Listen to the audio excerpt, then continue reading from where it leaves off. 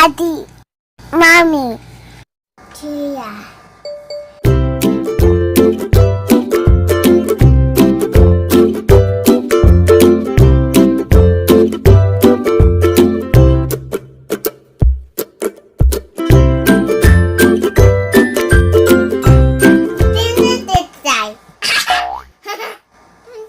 Subscribe the channel. Dito kami sa Medical City. Follow-up check-up ni Jonah ng sa developmental pedya.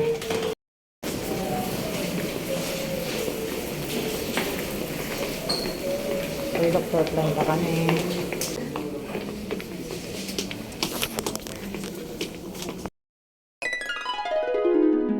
A few moments later. Tapos na yung follow-up check-up ni Jonah, assessment ni Doc. 2 years and 6 months yung kanyang delay. Pero okay na yun kasi dati 1 year and 4 months. So, may development naman siya na 1 year and 4 months. Kasi may focus na siya ng konti. Sa speech na lang yung problema niya. Hello! Mama, tingnan mo ako. Ano yan? Sit down, sit down. Kumain lang kami dito sa McDo. Tapos uuwi na rin kasi may bagyo ngayon.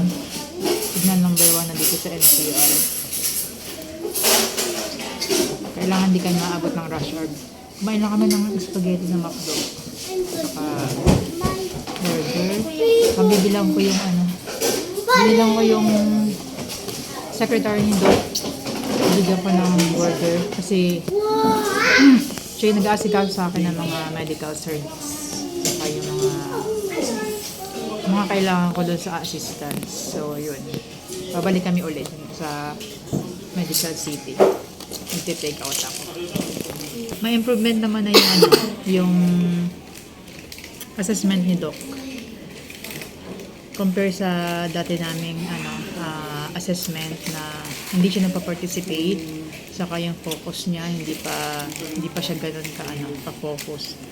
Tapos ang next naming follow-up is binigyan kami ng 1 year. Dati every 6 months, ngayon 1 year na. So ibig sabihin, malaki yung progress niya. Hello. So makakatipid kami kasi ang mahal pa naman ng ng developmental pedya. 5,000. So, next year, 5,500 na. Tapos, ang hirapan ng ng slot, ng available na schedule. Kaya namumove kami lagi.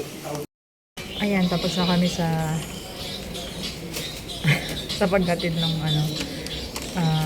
pais na ko kay Miss Rena. Kasi siya nagpa-process ng ng mga medical cert, ng assessment report, saka yung mga referrals sa center. Yan, kaya nahihilo ako sa elevator. Kaya muna kami din, uuwi na. General observation, good sitting behavior, lack social engagement, lacks immediate response. Recommendation na Doc kay Jonah, continue ng OT 2 times a week, saka mag-increase ako ng ST 2 times a week. Kasi enroll ko din siya sa nursery class. So far, yung summary of concern, meron naman kaming ongoing na OT once a week sa Bonifacio, saka meron kaming once a week rin every Saturday sa Las Piñas OT and ST. So, yung progress niya, hindi na siya gumagamit ng ng diaper sa daytime. Tapos, nakipaglaro rin siya ng mga bata, nag-response rin siya sa pag tinatawag siya, saka wala na siyang tiptoeing. Kaya marami na ring development si Jonah. Medyo taon din yung development, pero tiyagaan lang talaga sa may special needs. Pina-start namin siya ng 2 years old nang mapa-assess namin siya. So far, tapos na kami ng 1 year. Meron naman na malaki ng improvement niya. Kaya kahit pa paano, hindi naman nanghihinayang sa mga nagastos ng aming si Baby Jonah. Actually, ang pangalan niya ay Naila. Kaya lang, laging tawag namin Jonah kasi papalitan sana namin ng name. So, John ang pangalan niya.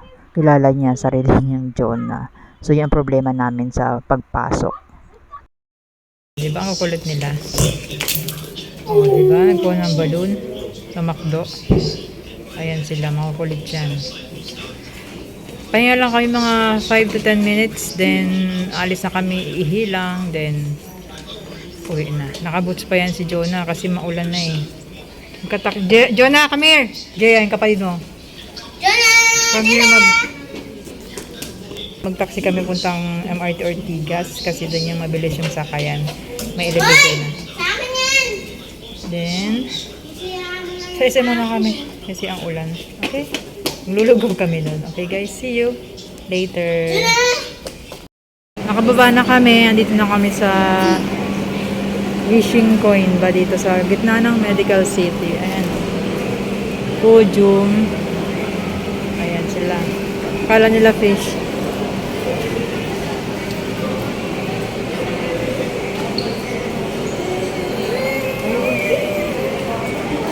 Ayan. Okay. Tara na daw. Uwi na kami kasi wala daw fish. Bye-bye na. Masakay na kami ng taxi. Exit. Ayan. Ito po yung waiting ng taxi.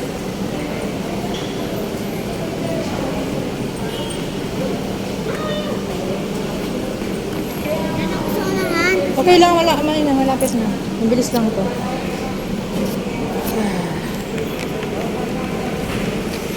Antay lang kami ng taxi sa Ortigas kami.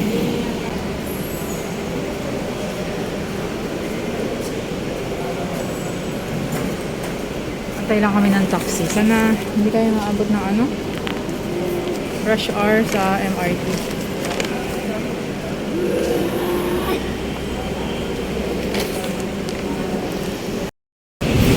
Hello! Dito na kami sa MRT. Ortigas Station. Baba kami ng Ayalawan.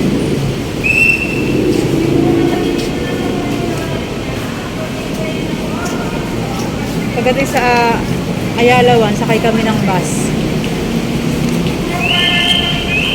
Gusto mong lugaw? Lugaw tayo sa SM? Hindi na, uwi na tayo? Pagod ka na? Oy, bata daw, bata. Dasig daw. Huwag ka daw magdumungaw. Magalit sa'yo. Ayun na.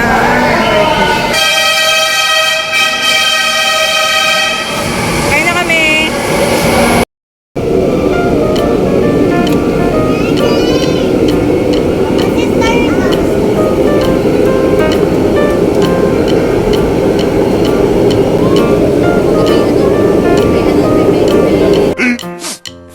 Minutes later.